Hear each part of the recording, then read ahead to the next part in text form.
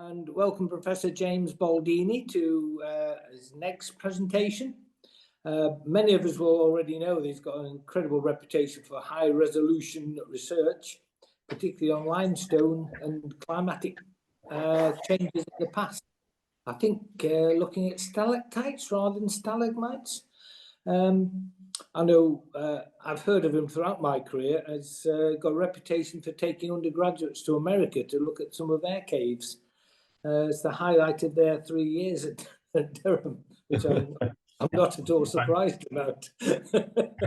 However, so we're delighted that he's found some time to talk to us, and he's going to talk about the Younger Dryas, which is the relatively short time period right at the end of the Pleistocene, my research told me, when something quite dramatic happened in the shaping of our planet's surface. So without further ado, I shall welcome James and turn the screen over to him. Hey, great. Well, thanks very much for that introduction, Gordon, and thanks for the invitation to speak. Hopefully you can all see my shared screen now. Yep. Okay. Bye. Excellent.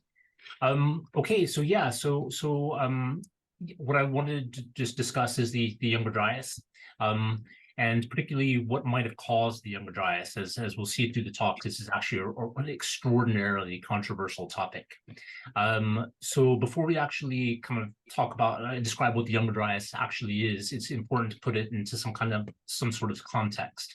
So we will go back in time a little bit before the Younger Dryas was actually a thing, and we'll look at the development of glacial theory. So the idea that the world had been glaciated, basically that the world had any kind of an ice age, was popularized by someone named Louis Agassiz, who's a Swiss scientist in 1840.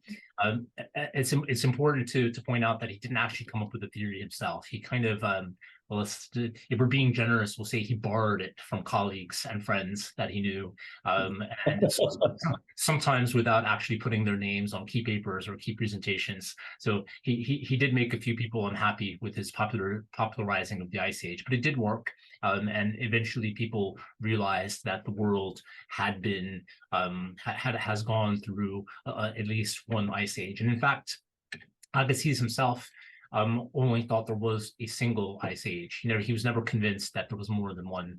Part of the problem is there's no high resolution climate proxies. So that's something that I work on, but back in the 1800s, there weren't any. And it was only geomorphological evidence that was used to reconstruct climate. And that suggested these broad ice ages. So by the early 1900s, most scientists had accepted that there were a series of 4 ice ages. So this is mostly based on the geomorphology of the Alps. So this is geomorphological mapping of the Alps, suggested 4 ice ages. And of course, now we know there's a lot more than 4 glaciations. And the reasons that they didn't know there were more than 4, of course, have to do with the older glaciations being wiped out by the younger glaciations. So you can only go back about 4 glaciations worth of geomorphology before you just can't really see the geomorphology anymore because it's been altered by subsequent glaciations. Okay, so by the early 1900s, most scientists did accept the fact that the world underwent these cycles of glacial and interglacial stages.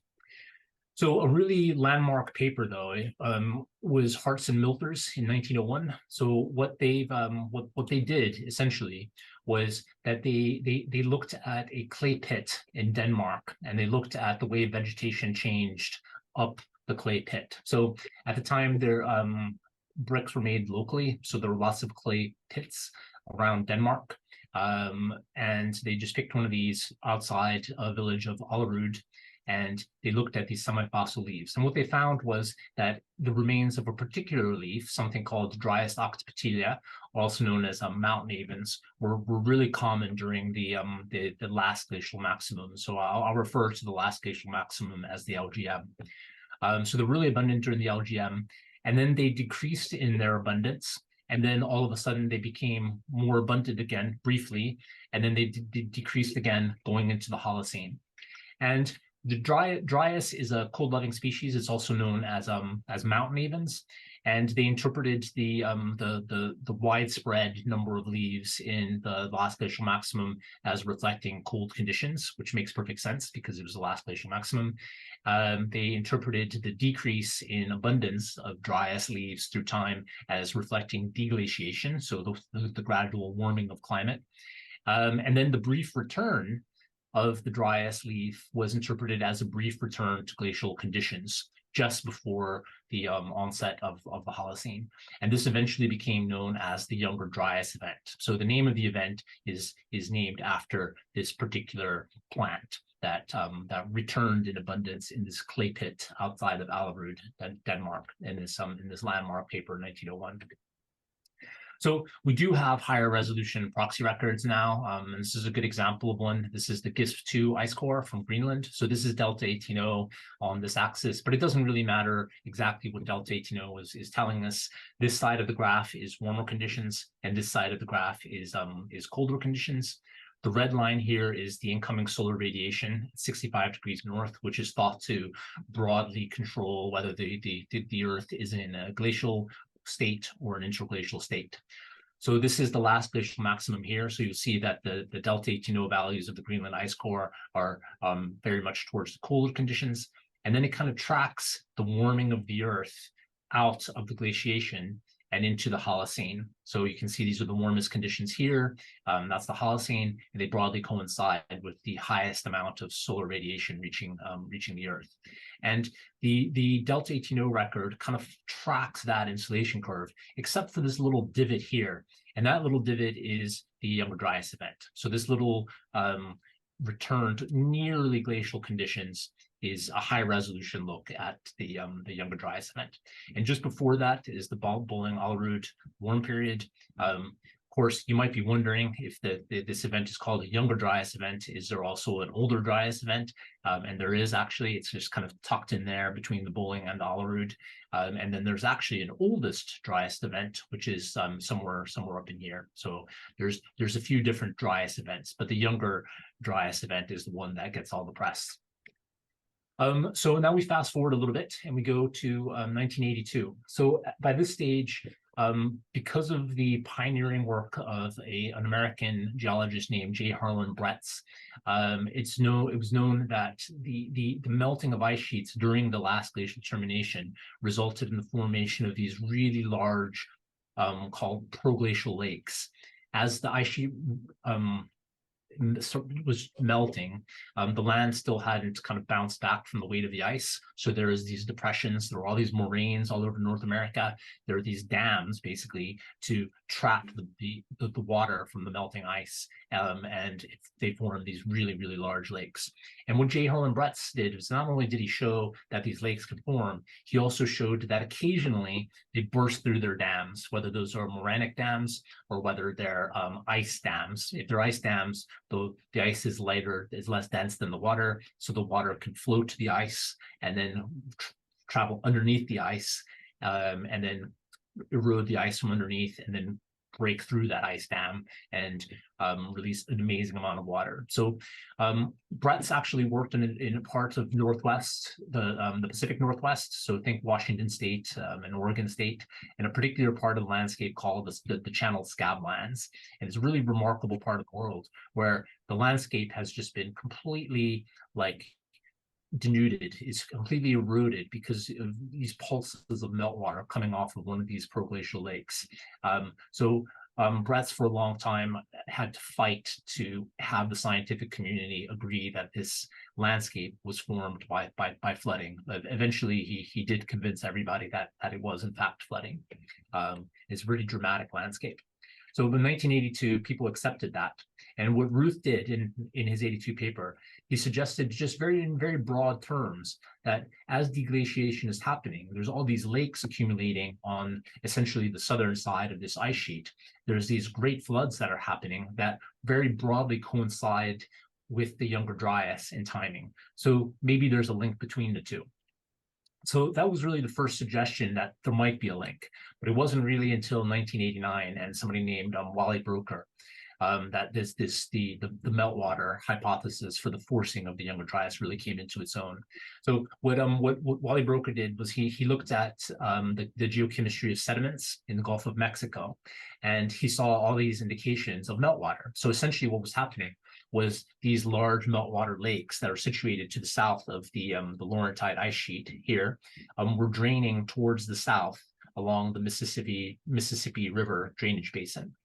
And then at some point, the chemistry of the sediments in the Gulf of Mexico changed dramatically. And he interpreted that as being a change in the drainage direction. And he thought that it might have been caused by an ice dam blocking the Gulf of St. Lawrence from the meltwater collapsing, and all the water from these lakes flooding out through the Gulf of St. Lawrence and into the North Atlantic. And the reason that matters is that fresh water is lower in density than saltwater. So it floats over the ocean water. So you can get a freshwater cap over the oceans, and that freshwater cap essentially changes the density of the ocean water.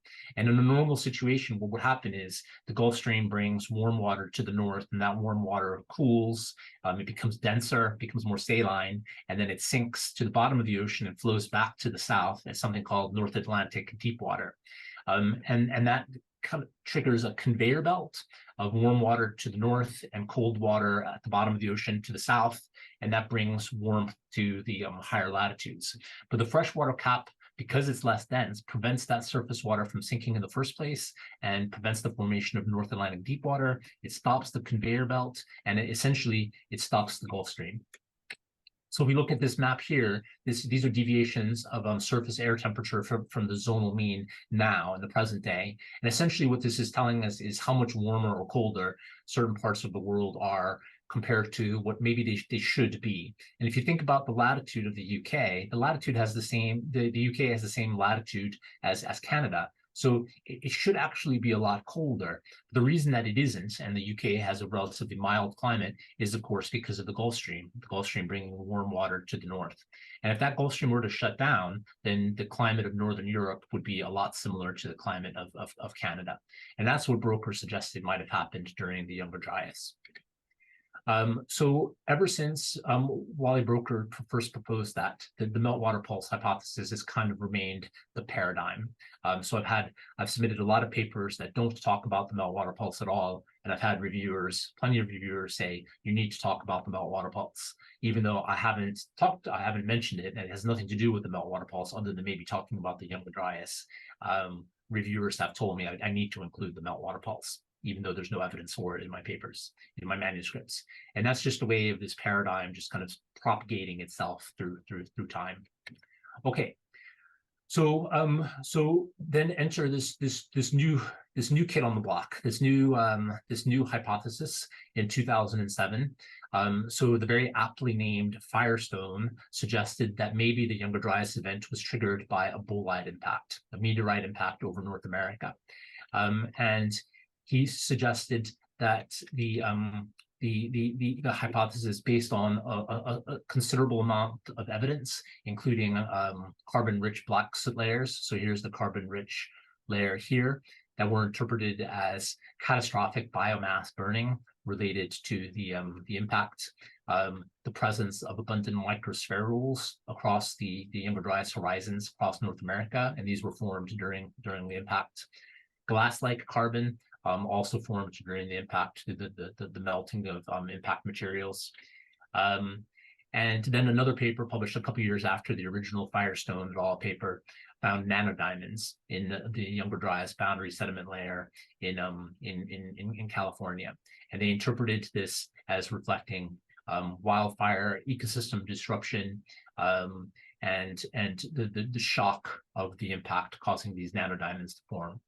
But because there was no crater, they suggested that it wasn't actually a meteorite impact, but instead they were cometary airbursts. So basically comets exploding in the air above North America, and not just one comet, but a series of comets, or a very large comet that had broken apart into lots of fragments, and then all of them exploded over North America, triggering the Younger Dryas and producing all this evidence. So what do we know about impacts? A lot of what we know is based around the Tunguska event in 1908. So this was a very mysterious explosion above the Siberian taiga. So it's since been interpreted as a cometary airburst, which occurred about 3 miles above the Earth's surface. And it's a relatively small event. By relatively small, though, it's still pretty big. So there were actually some eyewitnesses to the event, and they witnessed the event from dozens of miles away, and it was still powerful enough to break windows and knock people down. So it was reasonably powerful, even though the event is considered to be reasonably small. Possibly the most well documented meteorite airburst is the Chelyabinsk event of February 2013, which a lot of you will probably remember. So this is well documented simply because of the fact that a lot of people have smartphones and dash cams, and there's a lot of videos floating around of what happened during this particular event. So it was the largest impact event since Tunguska, and it resulted in about $33 million in damage. So the comet did explode above the ground, but fragments of the impactor actually did impact the ground as well, just not at the same velocity of the original object. And of all the places for a meteorite to hit the Earth's surface, it probably hit the best possible place, which was a frozen lake in Siberia. So in terms of causing the least amount of damage, that's probably where you want a meteorite to hit. The fragments were reasonably large, so this isn't the entire meteorite. This is just one fragment. So the entire meteorite is estimated as being about 40 meters in diameter, and it's estimated to have exploded around 30 kilometers over the ground. And we know that the Tunguska event and the Chelyabinsk meteorite aren't the only rocks out there. And a good example of that was this Halloween near miss, as I call it, an asteroid which passed within 500,000 kilometers of the Earth on Halloween night in 2015. So this puts it a little bit further out from the moon. It was probably a dead comet, about 600 meters across, which makes it about 15 times larger than the Chelyabinsk meteorite. So if this had been much closer, it might have hit the Earth, and it would have had fairly devastating consequences if it hit in the wrong place. Okay, so what I'm going to do now is I'm going to go through a series of papers, both in support of the Younger Dryas impact hypothesis and against the Younger Dryas impact hypothesis. And I'm not going to spend a lot of time on each paper because there are quite a few of them. The point really, the real take-home message is that the Younger Dryas impact hypothesis is extraordinarily controversial, as you'll see as we get through some of these papers. So this is a paper by Dalton et al., published in 2010, and they claim that the nanodiamonds actually aren't nanodiamonds at all. They claim that they're graphene oxide aggregates. So kind of in a similar vein, Scott et al. In 2010 argued that the carbon spherules aren't the result of an impact at all, but they're the result of fungus instead. And they state that these data cast further doubt upon the evidence suggesting a catastrophic Younger Dryas impact event. So some research does find nanodiamonds, but they say they're not necessarily from an impact. And from my reading on this is that in fact nanodiamonds can form in other ways other than just impacts. They're not a unique signature of an impact. There are other ways that they can form, and that's what they're arguing. Other papers argue that they are nanodiamonds, but they're not from the Younger Dryas. The Younger Dryas impact hypothesis advocates misstated the horizon as being a Younger Dryas horizon, but in fact it's at another time. So no support for the Younger Dryas impact hypothesis. So this is this kind of culminated, at least a temporary culmination, in this paper entitled "The Younger Dryas Impact Hypothesis: A Requiem," which basically says it all. And this is basically just a compilation of evidence suggesting the Younger Dryas impact hypothesis did not happen. So following that, this is in 2012, an independent evaluation, so not including any of the authors on the preceding papers. And bear in mind, this isn't a comprehensive list of papers. There's a lot of other papers that I have not included here. But an independent evaluation finds that the Younger Dryas microspherules formed from abrupt melting and quenching of terrestrial material.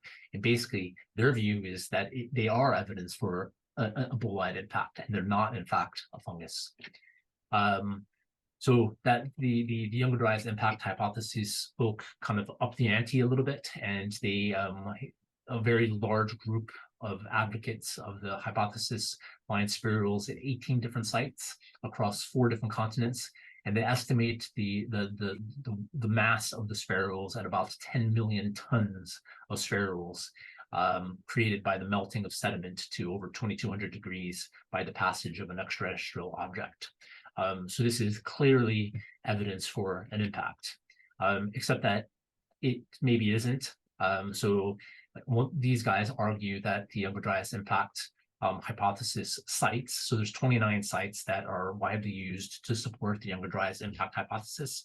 Only 3 of them are actually dated to near the Younger Dryas boundary. So the others are dated to other times and were actually misrepresented or misdated by the advocates of the impact hypothesis. So just as an example, one site in Gainey, Michigan, they say actually dates to the 16th century, whereas the Younger Dryas impact hypothesis advocates say that, of course, it dates to about 13,000 years. So is it possible that their date was off by 12,400 years?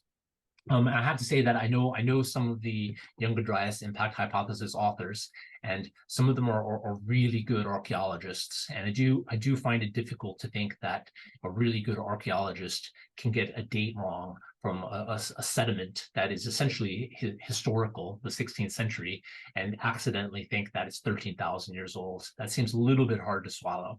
But at any rate, these guys argue that there was no impact. The chronological evidence fails to support any impact of any kind. So this is got to be one of the more interesting titles for a paper. So this was published in 2014, and the title is The Younger Dryas Impact Hypothesis, a Cosmic Catastrophe. And just to be clear, the cosmic catastrophe is not the impact of the bolide on the Earth causing a catastrophe. Rather, it's the science leading up to the hypothesis, which is the catastrophe. And they include such nice lines as, the basic physics in the Younger Dryas impact hypothesis is not in accord with the basic laws of physics. So they really didn't hold back with this scathing review of the impact hypothesis. So the impact hypothesis folk, they struck back with not just one, but a 2-volume paper, let's say, compiling all the evidence for the impact. So this was published in the Journal of Geology in 2018, and again includes a really wide range of co-authors here, including archaeologists, people working with sediments, people working with ice cores. And the first paper is looking at ice cores and glaciers, and the second paper is looking at lake, marine, and terrestrial sediments. And they compile a remarkable amount of evidence that they argue is supporting this hypothesis. And I find all of this actually very remarkable. So if you read this top quote, which is from this paper, so I should also mention that these 2 papers, this double feature, are first authored by Wendy Walbach, who has a lot of experience with reconstructing fires at the KT impact. So this is somebody who knows about bolide impacts and how bolide impacts can trigger wildfires.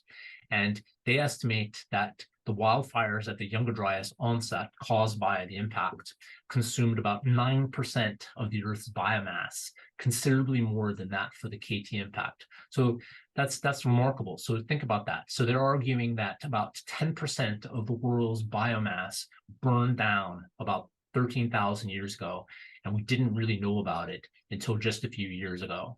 And then compare that statement to a statement from Holliday et al. In 2014. Geomorphic, stratigraphic, and fire records show no evidence of any sort of catastrophic change in the environment at or immediately following the Younger Dryas onset. I find that absolutely remarkable. So here's 2 sets of good scientists looking at exactly the same data and coming up with 2 completely different interpretations. So one interpretation that 10% of the Earth's biomass burned down because of an impact, and another interpretation looking at fire records and suggesting that there's no evidence of any sort of catastrophic change in the environment. Really, really interesting.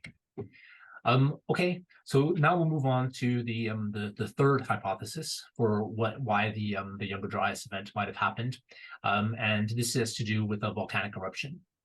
So it's worth pointing out that the impacts, the climate impacts of volcanic eruptions weren't really very well known until the 1991 Pinatubo eruption.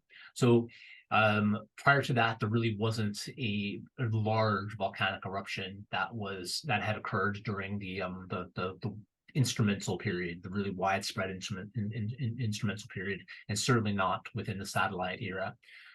So partially based on the Pinatubo eruption and eruptions that followed, we know that eruptions they're known to cause radiative cooling. What that means is they reflect sunlight back out to space, and they generally cause cooling of the Earth's surface.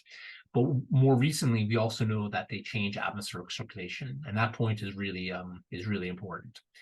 So they not only cool, but they also result in a changed weather patterns, basically. So this volcanic eruptions, so Pinatubo erupted ash and sulfur 37 kilometers up into the atmosphere, so into the stratosphere.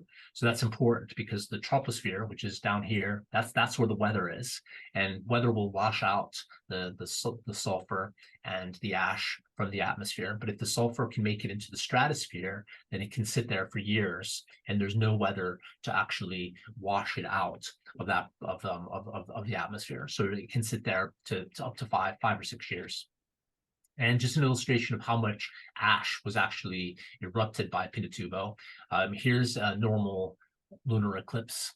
And this is a lunar eclipse 1.5 years after Pinatubo. And you can just see how much hazier it is and how much less clearly you can see the eclipse. And that's because of the ash and the sulfur that's in the atmosphere.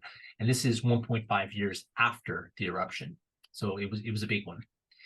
This is another way to kind of visualize how much material was erupted by Pinatubo. So this is the view from the International Space Station. So here you can see the troposphere. So the boundary between the troposphere and the stratosphere is something called the tropopause. And this is the stratosphere just here. And this is a normal situation. But following the Pinatubo eruption, you have a change in the atmosphere, and you have this veil of sulfur here and here. And it basically blankets the Earth in the stratosphere. And what it does is it's the sulfur that's important. It's not so much the ash. The sulfur oxidizes into sulfate aerosols, and sulfate aerosols essentially reflect solar radiation back out to space. They form a protective blanket around the Earth, if you will, and they reflect basically warming solar radiation out to space, and they cause cooling. So this is measurements of direct radiation on the Earth's surface. So this is the El Chichon eruption in 1982, and you can see that it produced a very substantial change in the irradiation reaching the Earth. And here's Pinatubo that had a very similar type of response. But it is important to highlight that it's not just about temperature. So in the case of Pinatubo, sulfur caused cooling for 3 years following the eruption, and this resulted in the cool northern hemisphere.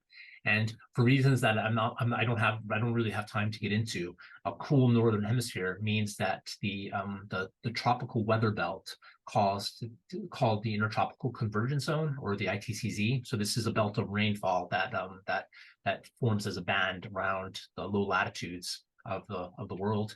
A cool northern hemisphere pushes the ITCZ to the south. So what that means is that places in the northern hemisphere that would have been affected by the ITCZ are left dry, or at least drier than they were, and places in the southern hemisphere that were barely affected by the ITCZ are affected by the ITCZ more and receive more rainfall. So following a northern hemisphere eruption like Pinatubo, you end up with dry northern hemisphere low latitudes and wetter southern hemisphere low latitudes. So this kind of led us to think about how did large eruptions affect atmospheric circulation during the last glacial. So this idea that the hemisphere of the eruption is important really only came about over the last 10 years or so. So we had published a few papers on how our eruptions might have affected the tropical rain belts over the last maybe 500 years. So then we started thinking, well, okay, if they affected the ITCZ over the last 500 years, how would a really large eruption affect climate during the last glacial? And if you're going to think about those kinds of things, you may as well go to the largest eruption of the Quaternary, and that's the Toba eruption in modern day Indonesia. So this was a magnitude 8 eruption. So to put that into perspective, magnitude 8 means it's 100 times more powerful than the Pinatubo eruption, which was already pretty powerful. To put it into even more perspective, so this is the caldera here. This is the Toba caldera, and as luck would have it, you can superimpose County Durham on top of the caldera, and County Durham is almost exactly the same size as the Toba caldera. So think about that for a second. So take all of County Durham and take a magma chamber underneath County Durham and erupt that into the atmosphere and into the stratosphere. And I think it's very hard to imagine how that might not affect climate. That's a lot of material that's being erupted into the atmosphere. So amazingly, though, the climate response it was unclear for a long time. And several papers suggested that there was no long-term volcanic winter. And what that meant was that maybe there was cooling for 3 to 5 years because of the aerosols, but it didn't cause decades or hundreds of years of global cooling. And the word global is important there, and we'll come back to that. Okay, so these graphs are adapted from a paper that we published a few years back. So myself and Rich Brown and Jim McElwain published this a few years back. Okay, so this is in Borneo. So this is very slightly in the northern hemisphere. So this is an area that is affected by the ITCZ to the north. And this is drier here, and this is wetter. This is a stalagmite record. So essentially what it's showing is this is the timing of the Toba eruption about 74.2 thousand years ago. And there's extreme drying right after the Toba eruption. And then there's gradual drying afterwards. So this is decreasing northern hemisphere ITCZ rainfall. Maybe there's a link to the eruption. Okay, so if we found another stalagmite from northern Peru. So this is barely in the southern hemisphere. So this is the southern fringe of the ITCZ. And the match here is even better. So following the eruption, there's increasing southern hemisphere ITCZ rainfall. So this suggests that the ITCZ has been pushed to the south, but it's not aerosols. So if you look at the x-axis here, we're talking about 1,000 years of climate change, not just 3 to 5, and that's how long the aerosols persist in the stratosphere. So something else is going on there. It's not just about aerosols. If we look at the Greenland ice cores, so this is colder and this is warmer. So following the Toba eruption, there's cooling, and it's even more obvious in the southern hemisphere, where this is an Antarctic ice core, so colder and warmer. So here you have warming following the Toba eruption. So you have cooling in the northern hemisphere. The ITCZ moves to the south. You have more rainfall in the southern low latitudes, and you have warming in Antarctica. So Toba seems to be associated with long-term Antarctic warming. Okay, so that's Toba. So that's one data point here. So this is the x-axis here is the northern hemisphere eruption date, and this is an abrupt cooling onset date on the y-axis. So it turns out that there is a cooling event that occurred at the same time as the Toba eruption, and that's something called Greenland Stadial 20. It turns out the Younger Dryas event is another stadial event. So they're not quite synonymous, but they're close. So the Younger Dryas event is essentially Greenland Stadial 1. So Toba seems to be coincident with Greenland Stadial 20. So then that led us to ask the question, well, what about other large eruptions that might have occurred during the last glacial? So to not get the wrong answer, we just looked at the largest eruptions. So these are magnitude 7 plus eruptions that were radiometrically dated. So these are the cream of the crop in terms of dating. So the dating uncertainties are low. We think we know when they happened, and they're also large eruptions. And then we look to see if they might have matched a stadial event. A stadial event is a Greenland cooling event. And it turns out that every single one of them is linked to a Greenland cooling event, and which we found remarkable. The only issue is that there are actually quite a few Greenland cooling events. It's not just these. There's actually quite a few. So it's possible that these large eruptions matched a cooling event, and that was just down to just chance, basically. So we ran some Monte Carlo simulations that were run by Jim McElwain, who's in the department here at Durham, and the Monte Carlo simulations suggested that there's over a 95% chance that the distribution of the volcanism is not random compared to the stadials. So in other words, there's a 95% chance that volcanism triggers a Greenland cold event. The other Greenland stadials, there's no reason why they couldn't have been caused by other eruptions. There's plenty of other eruptions. They're just not dated. So if you look at typical uncertainties, so this blue bar here is the typical uncertainty associated with this eruption here, and they're huge. So the uncertainties are like 10,000 years. So that eruption could have been associated with GS 18, but we just don't know for sure because the dating is uncertain. There's just not enough volcanologists to date all the eruptions that have happened. But it is conceivable that these smaller eruptions that aren't as well dated are actually linked to these other stadial events.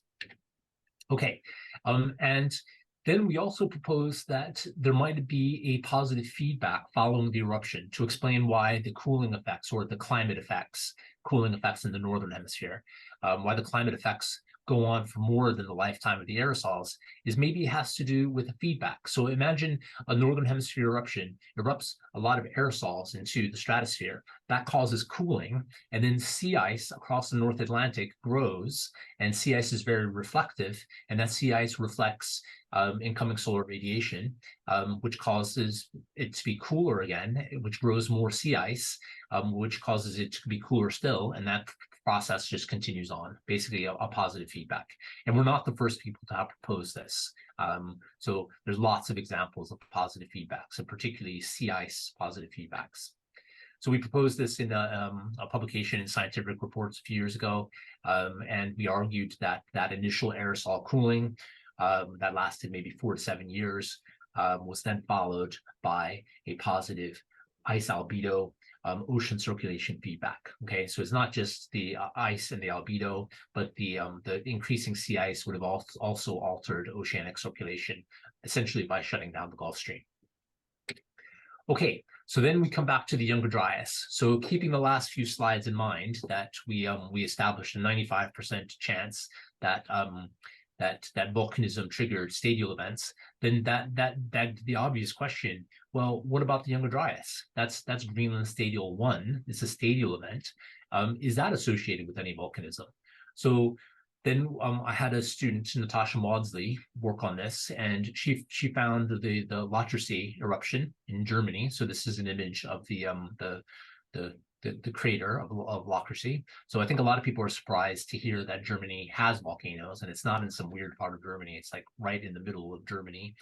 There's the East Eifel volcanic field that contains several volcanoes, and this was the last major eruption. It's still active, by the way. So if you walk along the shore here, there's lots of volcanic gases coming out of the water.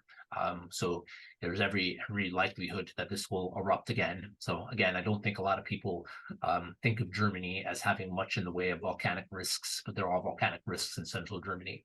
So the German Lachersee volcano erupted sometime near the start of the Younger Dryas. It was a big one. So the size of the eruption was estimated being about twice the size of Pinatubo.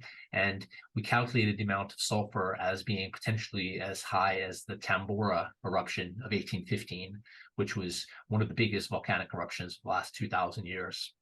It's located at a high latitude, so in Germany, about 55 degrees north, and that means the aerosols would preferentially get kind of stuck in the northern hemisphere and cool the northern hemisphere more than the southern hemisphere, producing more of these changes in atmospheric circulation.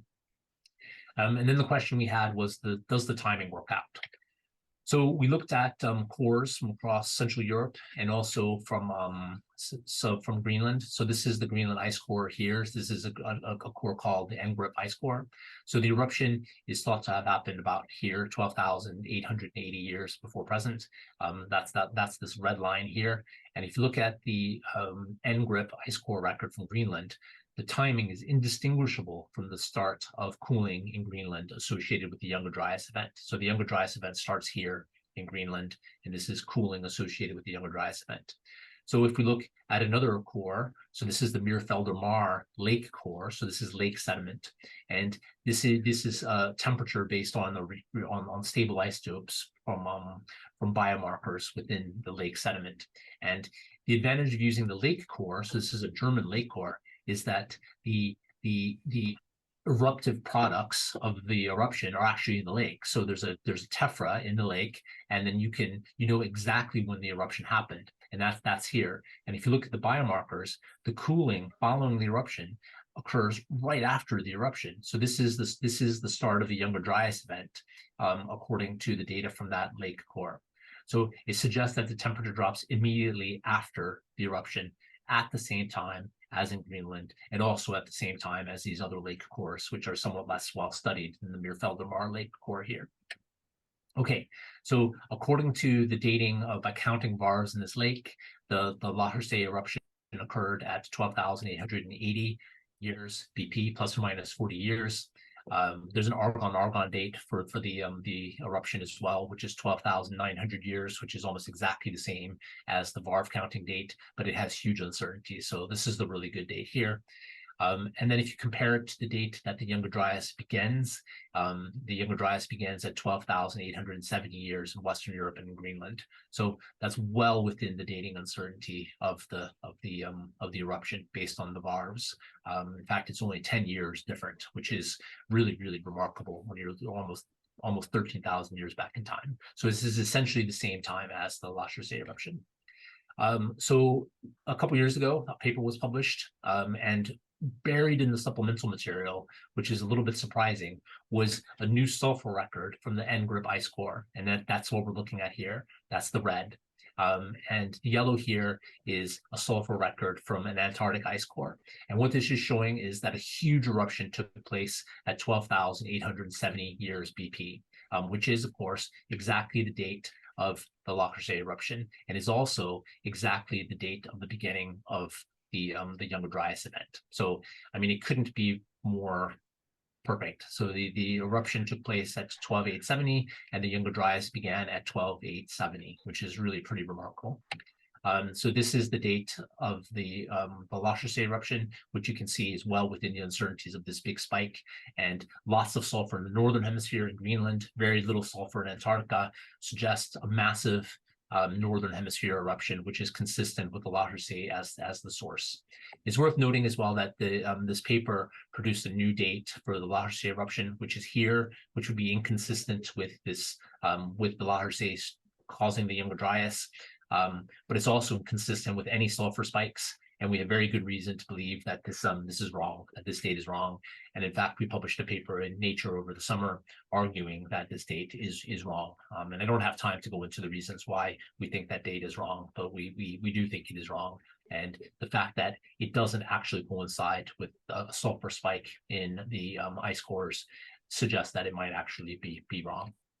So that's controversial. So another paper uses these sulfur data, and they conclude that the radiative forcing from this cluster exceeds the most volcanically active periods during the Common Era, which experienced notable multi-decadal scale cooling commonly attributed to volcanic effects.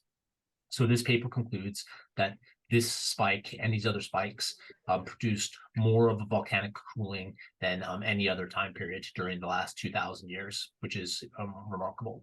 So just very quickly, here's a paper published in 2012 that suggested that volcanism triggered the Little Ice Age. So the Little Ice Age lasted for hundreds of years. It started in about 1300 and it ended in 1800. And they suggested that it was caused by volcanic forcing followed by a sea ice positive feedback. So there's now actually abundant evidence that this can actually happen.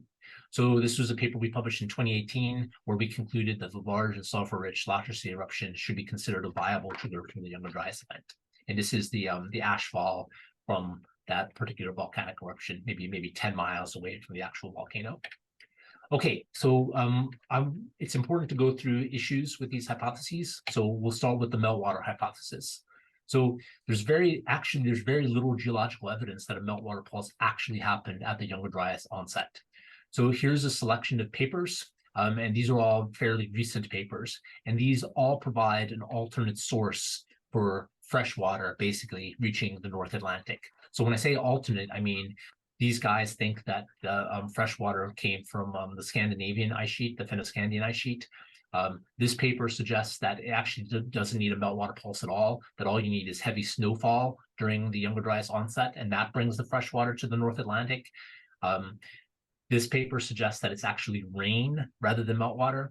And all of these papers were written because there's actually very little geologic evidence for a meltwater pulse. And this is the problem. Another problem is that the Barbados corals, so these corals can be used to estimate sea level. So the graph, the curve to look at here is this black line. So this black line shows the rate of sea level rise. And this is the Younger Dryas onset. And there's no sea level rise associated with the Younger Dryas onset. So if there's no sea level rise, there's no meltwater pulse. And that's kind of a problem if you're arguing that the Younger Dryas started because of a meltwater pulse. And you can see a meltwater pulse here. That's really clear, but there's no meltwater pulse here. And that's problematic.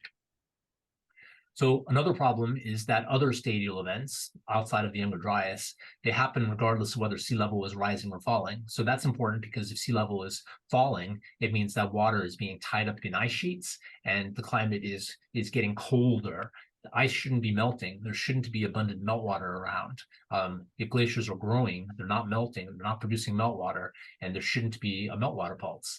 But these other stadial events occur regardless of whether sea level is rising or falling, or in other words, regardless of whether ice is melting or growing. And it suggests that meltwater is unlikely to be involved. Models also show that you need to apply meltwater to the North Atlantic throughout the entire Younger Dryas event. It can't just be a meltwater pulse at the beginning of the Younger Dryas. You need to apply meltwater throughout the entire event in order to sustain it. And that raises the question, if the Younger Dryas is a cold event, then why would there be meltwater? If the Younger Dryas is a return to near glacial conditions, then there shouldn't be any meltwater to sustain it. And that's also a problem. So this is a good quote from Wally Broecker. So remember, Wally Broecker is considered the father of the meltwater pulse hypothesis. And he states that the long-held scenario that the Younger Dryas was triggered by a flood of water stored in proglacial Lake Agassiz has fallen from favor due to the lack of a clear geomorphic signature at the correct time and place on the landscape. And I think that's actually really interesting, that the father of the meltwater hypothesis seems to have taken a step back from that hypothesis. But it didn't really seem to matter. People still seem to think that the meltwater hypothesis is the way forward, is the paradigm. Okay, so moving on to the next hypothesis, the meteorite impact hypothesis. Problem is there's no meteorite crater, there's no impact crater. So here you can see this is the northwestern part of the Greenland ice sheet. So this is something called the Hiawatha impact crater. So originally when this was found, so this is underneath the Greenland ice sheet, you can kind of see the shape of it here.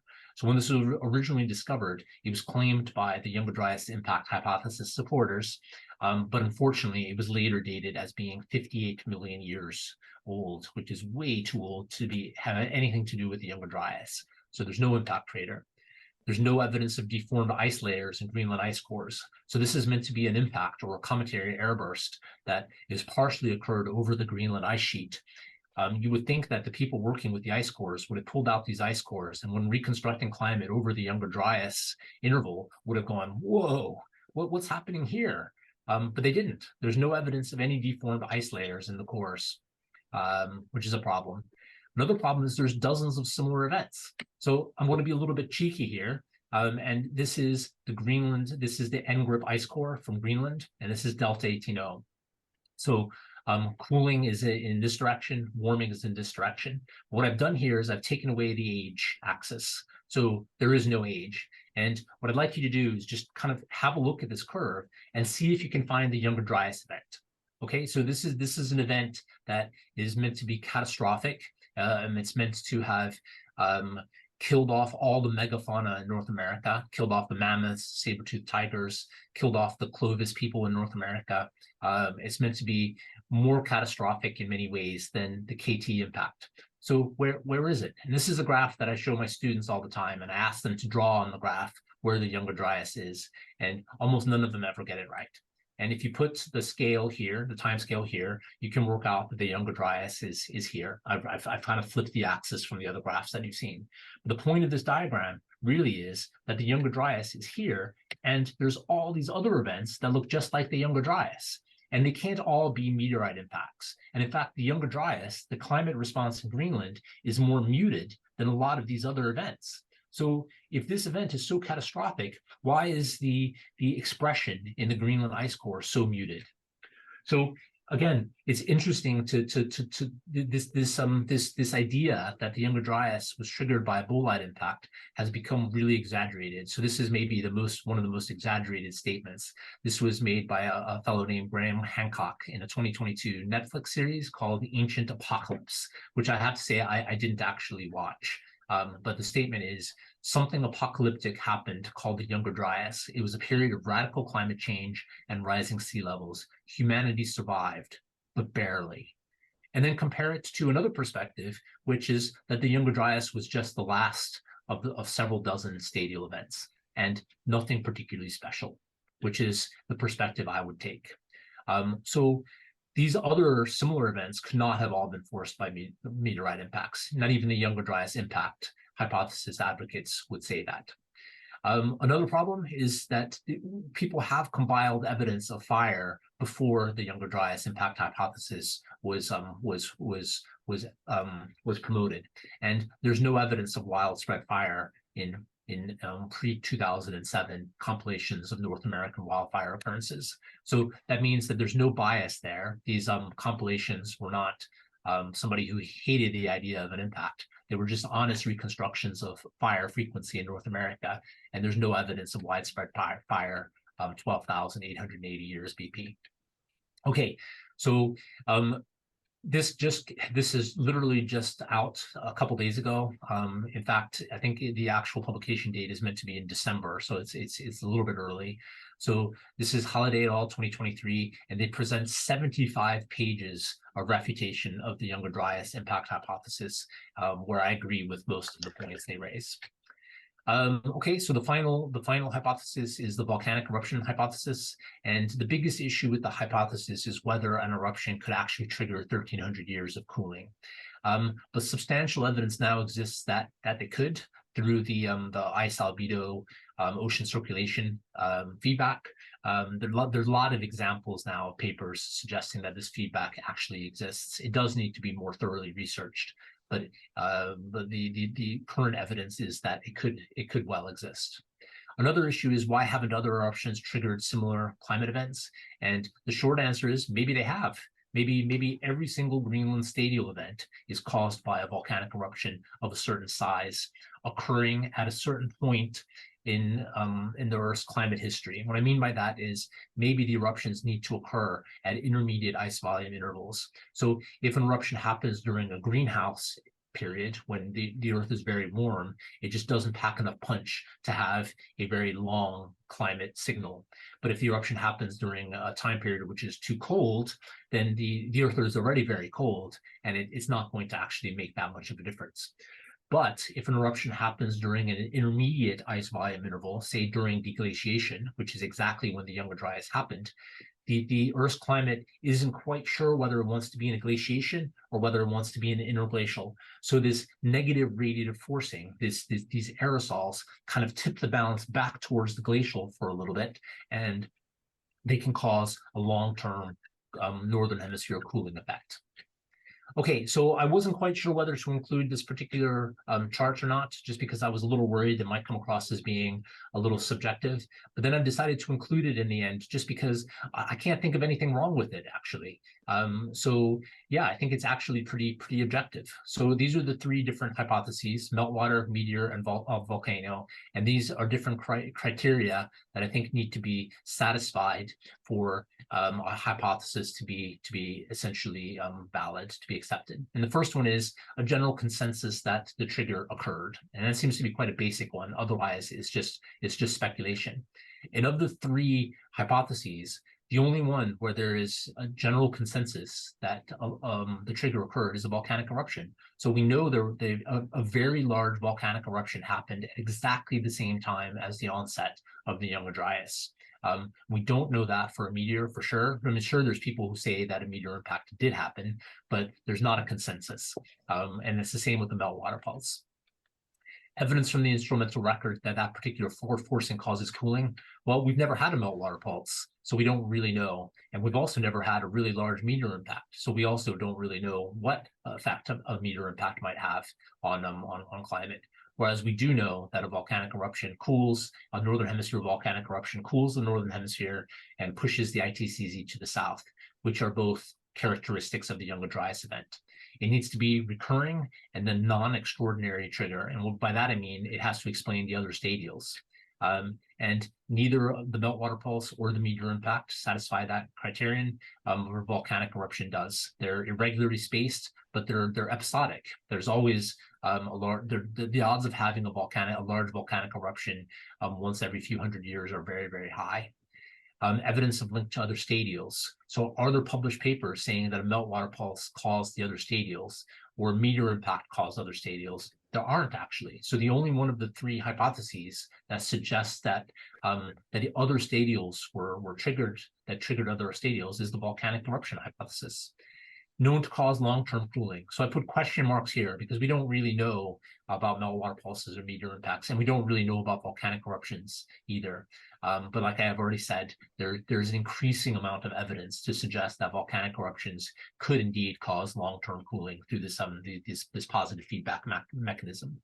And then explains the observations at all latitudes. So do we know that this forcing causes the observed climate change, not just cooling in the northern hemisphere, but warming in Antarctica and the shift in the ITCZ at low latitudes? And we know that a volcanic eruption, the forcing related to a volcanic eruption, is consistent with the observations at all latitudes. Okay, so to conclude, meltwater, meteorite impact, or eruption. So really one of the take-home messages of this talk, one thing I really want to impart on everyone, and I guess this is just kind of my opinion, but my opinion is that the Younger Dryas event was not extraordinary. It was just the latest of several cold Greenland stadial events. It's far and away the most well advertised. It was the first one to be described in 1901. It's the only stadial event that actually has a name other than the stadial event number, like GS1 or GS20. So it's extremely well researched, but it's not extraordinary. It's just one of many Greenland stadial events. In fact, Younger Dryas-like events happened during previous glaciations as well. So we can look further back in time using stalagmites, and we can see that there's Younger Dryas-like events in other glaciations as well, not just the most recent one.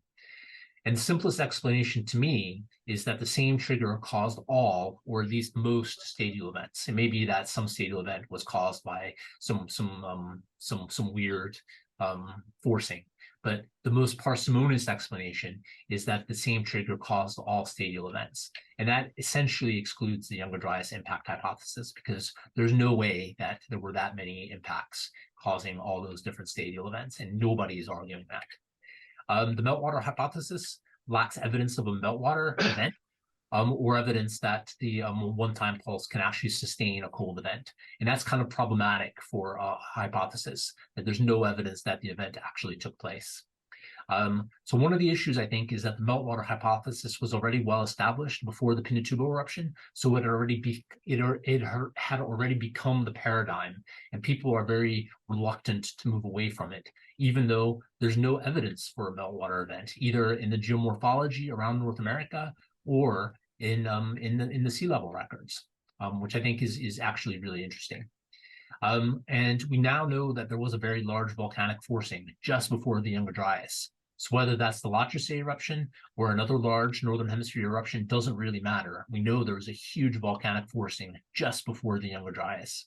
And we know that eruptions are known to cool climate. We know that the Younger Dryas was a northern hemisphere cold event. So in my opinion, the Younger Dryas is most likely to have been triggered by volcanism. And I hope that this presentation may have convinced at least a few of you that this hypothesis has at least a little bit of merit. So thanks very much, and hopefully we still have time for some questions. Well, thank you very much. Thank you very much, Professor Baldini. That's an extraordinary account of the way ideas get developed and formed. I'm not a geologist, but I must say, at the very end there, I'm reminded of Occam's razor when, you're looking for the simplest explanation, if that's the right expression, for to account for all that you see. That's fascinating. I'm also very intrigued when one reads a little about the idea of as you mentioned, the paradigm, an idea that becomes a received wisdom, and how very hard it is then to move from that. Fascinating. I know that I invite people to field questions in the chat function, or unmute themselves and let me know. But I know Gillian, I think, has got probably something to say to start. So I'll ask Gillian to launch. Hi, James. That was Hi, Jill. fantastic. I really enjoyed that. Thank you very much. Thanks.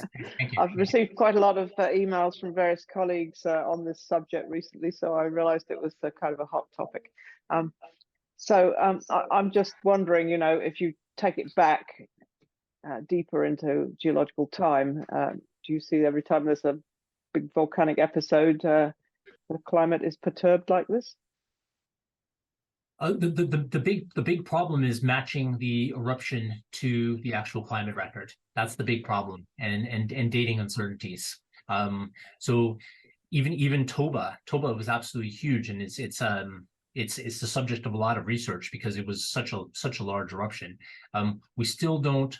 There's still some disagreement on the actual dating of Toba. So there's sulfur in the ice core. So the sulfur in the ice core should basically tell us when Toba happened.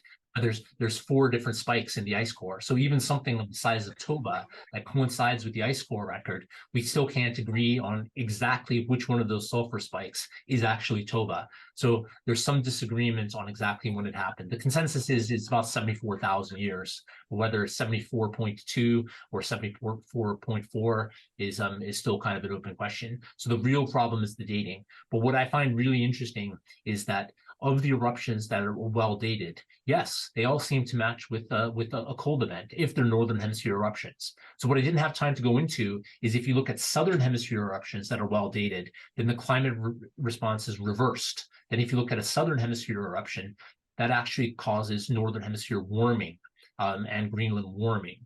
Which I think is part of the reason why this link wasn't seen before, is that people were treating eruptions in a one-size-fits-all kind of way, that an eruption causes cooling and it imparts a certain effect on the climate. But it's actually much more complex than that. Every eruption affects the climate in a slightly different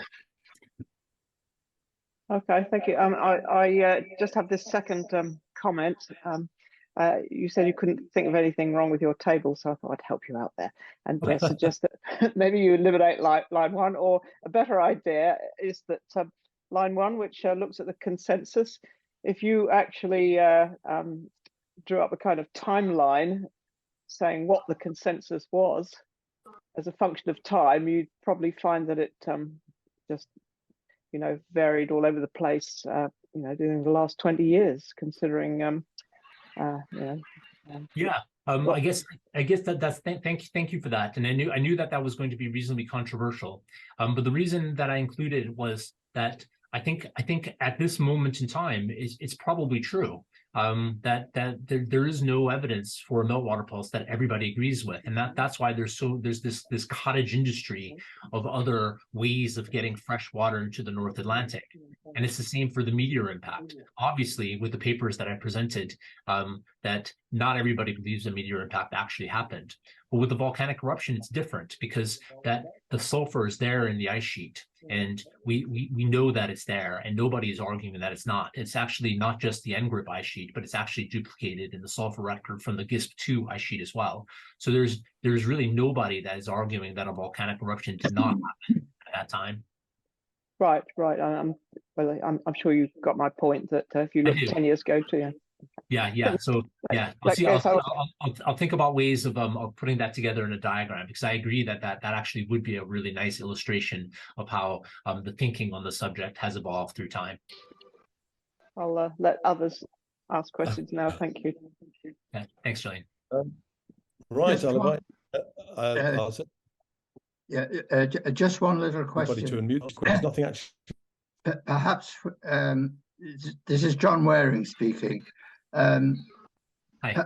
I know that we're going a little bit far back in time, but I remember reading about the Siberian traps in Permian times, which is roughly 230 million years ago, around about that time.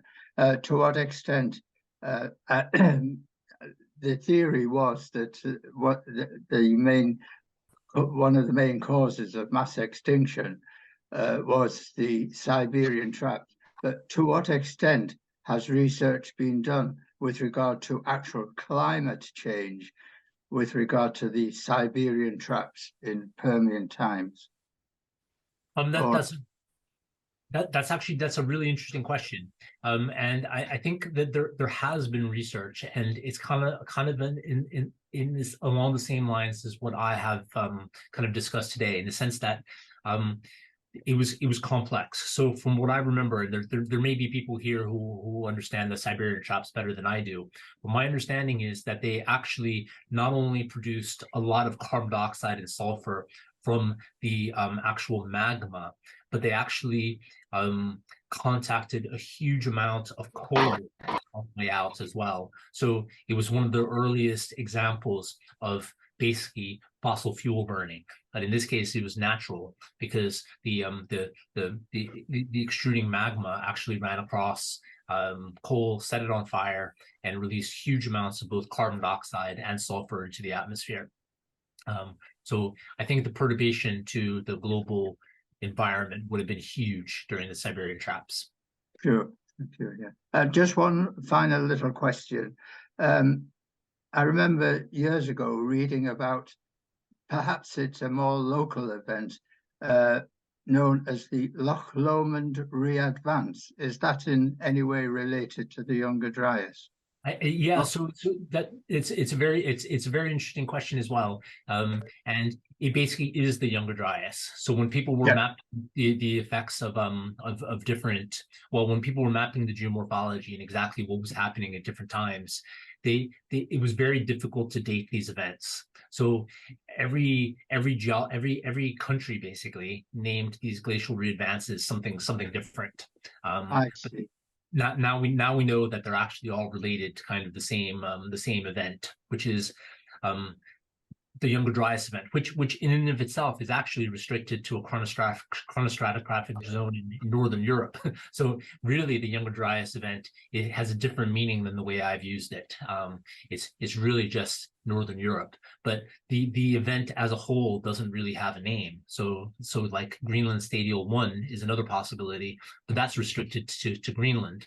So people have started just calling the entire event the Younger Dryas event, just for simplicity's sake. But yeah. Thank you. Thank you. Thank you very much. Are there any more questions? There's certainly nothing else on the chat line, but if anybody else wishes to ask a question, please just unmute yourselves and address the group.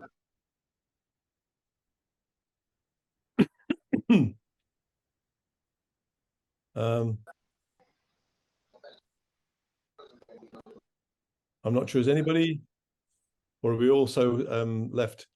I'm certainly left with much to think about. Anybody, any other questions here? I think we're also stunned. Well, I think it just remains for me to thank you once again, Professor Baldini. Gillian might have a question. Her hand is up. Sorry. Right, there we are. The hand's up. Sorry, yes. Sorry, I can't keep my mouth shut. Where's it going next, James? Oh, that's a really good question. So we need to date the eruption again. So I didn't really have time to get into it. But that paper that I mentioned, the 2021 Nature paper that came up with a different date for the La Herse eruption, we think there were some fundamental issues with it. So we published a Nature paper saying they were wrong, and they published another Nature paper saying that we were wrong, and it got on Twitter, and it all blew up over the summer. So the next step is actually to redate the eruption using argon. In fact, I have a big box of pumice just on the side of my desk, literally just over there, that I'm going to send to Wisconsin in order to get some new argon dates to hopefully refine the radiometric age of the eruption a little bit more, so we can settle that. And otherwise, it's basically to try to work out the nature of this this positive feedback, and really nail that down on how that might work. And then kind of in more general terms is just to get the word out there that maybe there are alternatives to the meltwater pulse idea, which you know, I think that it might be time to move beyond that. And if anything good came out of the Younger Dryas impact hypothesis, it might be that it caused people to kind of question the meltwater pulse idea a little bit more than they otherwise would have. Yeah.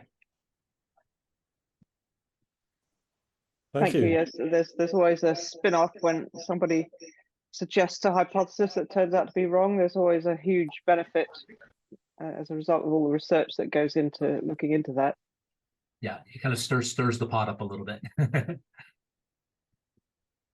Right. I'm just having a quick look in the chat line, and there are people saying thank you very much for your presentation. I don't see any more questions, so I'm not sure whether, Jill, do you want to offer thanks on behalf of the society? I mean, I mean, I've really enjoyed this, I have to say, and I'm not a geologist. What I find very refreshing actually was having a complex issue, nonetheless presented with great skill. I certainly take a lot away from this, and you know, the ITCZ and whatever.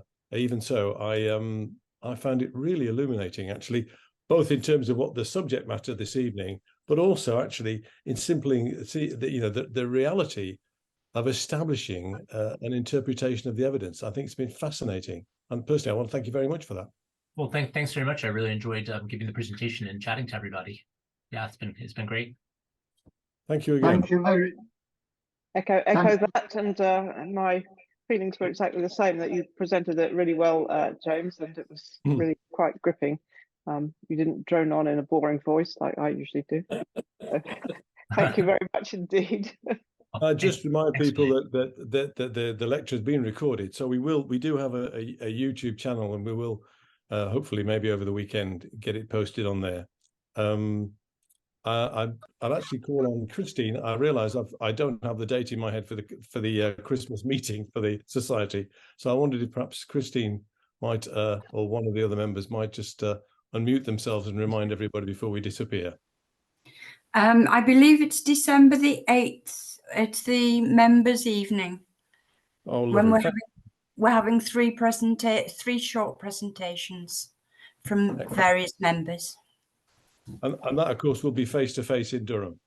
Yes. Yeah. Thank you very much. Right. And on that note, I think I'll say goodbye, and thank you very much to everybody for attending. And thank you again, Professor Baldini, and to Gillian. Thank you. Thanks, everybody. Thanks for having me. Bye, everyone. Thank you. Bye. Bye. Bye. Thank you. Thank you very much, James. Sure. Thank you. Bye. Thanks. Bye. Bye. Thanks.